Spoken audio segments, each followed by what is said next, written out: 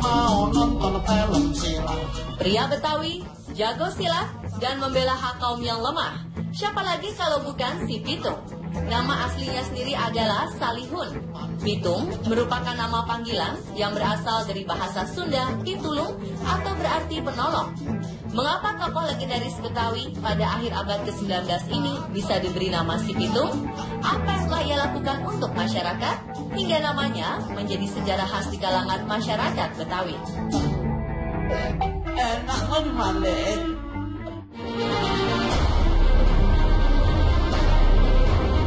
Saat itu di daerah Pengumben, sebuah kampung di Rawabelong yang kini berada di sekitar lokasi stasiun kereta api Palmerah, seorang anak laki-laki lahir dari keluarga Bang Piung dan Pok Mina. Si Pitung, ya, seperti anak pada umumnya, Pitung dibesarkan oleh keluarganya dengan diajari tata krama, mengaji, membantu sang ayah menanam padi, memetik kelapa, dan mencari rumput untuk pakan kambing. Sesekali anak kecil itu juga membantu tetangganya tanpa pamrih. Semakin beranjak remaja, Pitung pun rajin menunaikan perintah agama, seperti sholat dan berpuasa. Ini semua ia dapatkan dari Haji Naipin, seorang ulama yang dihormati di kampung Rawabelong. Tak hanya mengaji, ia juga mendapatkan ilmu bela diri. Pitung kemudian menjadi murid kesayangan Haji Naipin karena sikapnya yang patuh serta rajin berlatih. Kepadanya, seluruh ilmu Haji Naipin diberikan, bahkan memberikan ilmu Pancasona, yakni sebuah ilmu kebal senjata. Haji Naipin pun berpesan, ilmu yang diberikan untuk membela kaum lemah dari kezaliman dan bukan senjata untuk menzolimi orang. Kalimat inilah yang selalu diingat oleh Pitung dalam setiap perbuatannya. Suatu hari, Pitung menyaksikan sendiri kesewenang-wenangan centeng-centeng Babah Lim, orang yang sering menzolimi keluarga Pitung saat Pitung masih dalam kandungan ibunya. Para centeng itu mendatangi rumah tetangganya dan merampas ayam, kambing, kelapa, dan simpanan padi di lumbung. Sebagai pemuda kampung itu, ia merasa terusik dan memukuli mereka satu persatu. Namun ibunya yang melihat tindakan sang anak melerai dan mencegah keributan. Pitung pun mengalah dan menuruti apa kata sang ibu. Namun ketika ia melihat kejadian yang hampir sama menimpa keluarga lain, ia semakin geram dan tidak dapat tinggal diam. Para centeng tersebut merasa dapat melumpuhkan Pitung dengan mudah. Namun mereka salah. Mereka justru yang dikalahkan dengan mudahnya oleh Pitung. Mereka pun pergi dengan janji akan membalas seluruh tindakan Pitung. Setelah peristiwa itu, nama Pitung menjadi buah bibir di seluruh antero Kebayoran karena aksi heroiknya. Beberapa hari setelahnya, sang ayah Pak Piun meminta Pitung untuk menjual kambing ke pasar Tanah Abang karena membutuhkan uang demi memenuhi kebutuhan sehari-hari. Pitung pun membawa 2 ekor kambing dari kandang untuk dijual. Tanpa ia sadari, ternyata ia sudah diikuti oleh seorang centeng yang pernah meroyoknya. Centeng itu terus mengawasi Pitung dan mengetahui ia mendapatkan uang yang banyak dari hasil penjualan kambing. Dalam sebuah kesempatan, centeng tersebut berhasil mencuri uang dari saku baju Pitung. Sadar uangnya hilang, Pitung kembali ke pasar dan mencari centeng yang mencuri uangnya. Di sana centeng tadi sudah menanti dengan para centeng lainnya dan tidak mengembalikan apa yang sebenarnya milik Pitung. Geram, ia lalu menghajar para centeng dan mereka kemudian kalah di tangan Pitung. Bagi yang berani menggunakan senjata, senjata tersebut justru berbalik menyerang pemiliknya. Sejak saat itu, Pitung memutuskan untuk membela hak-hak orang yang lemah.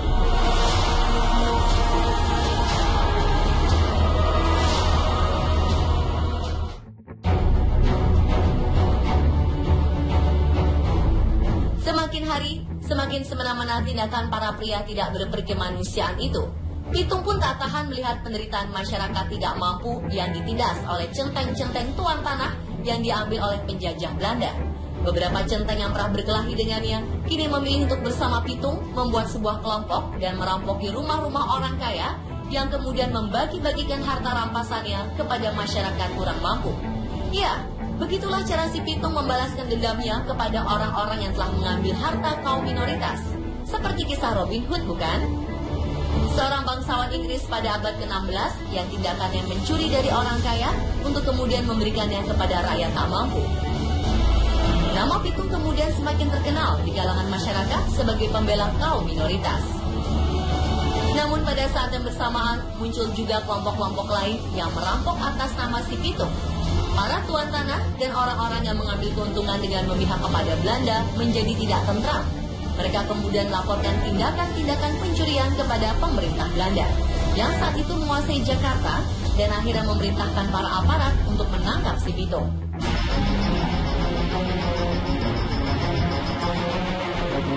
Schout Heine, seorang kontrolir Kebayoran, meminta seluruh polisi untuk mencari tahu di mana keberadaan si Pitung. Ia lalu menjanjikan sejumlah nominal uang dalam angka besar bagi siapa saja yang memberi informasi di mana si Pitung berada. Mengetahui dirinya menjadi buronan, Pitung berpindah-pindah tempat, bahkan pernah sampai ke Marunda. Selama itu, ia tetap menjalankan aksi merampas harta orang-orang kaya, para demang, dan tuan tanah. Lagi-lagi, seluruh harta rampasannya diberikan kepada kaum minoritas yang tertindas oleh penjajah.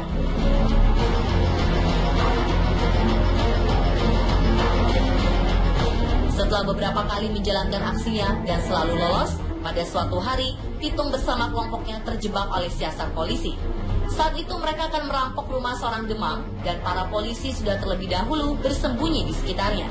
Ketika kelompok Pitung tiba, polisi segera mengepung rumah dan Pitung membiarkan dirinya tertangkap, sementara teman-temannya berhasil meloloskan diri. Ia kemudian dibawa ke penjara Grogol dan ditahan di sana. Meskipun berada di penjara, Pitung tetap memikirkan nasib rakyat. Dia lalu pada suatu malam meloloskan diri melalui atap penjara.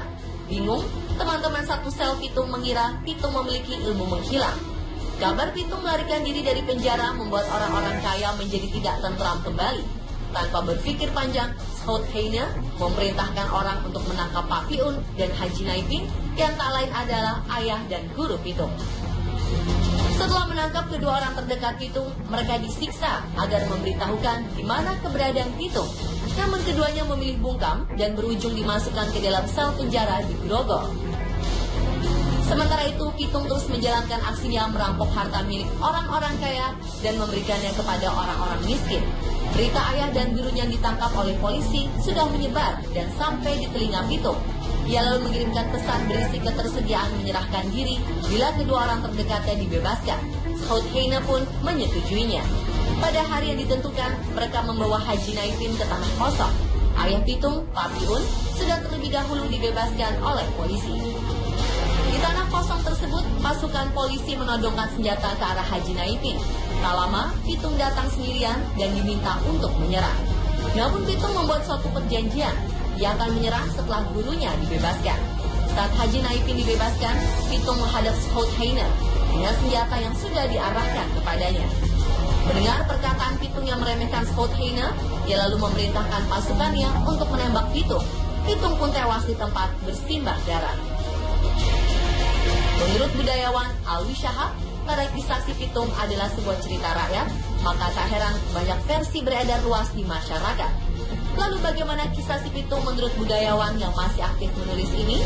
Tak hanya itu, kami juga akan membahas tentang ilmu dan peninggalan si Pitung. Saksikan kelanjutan si Pitung esok hari di jam yang sama.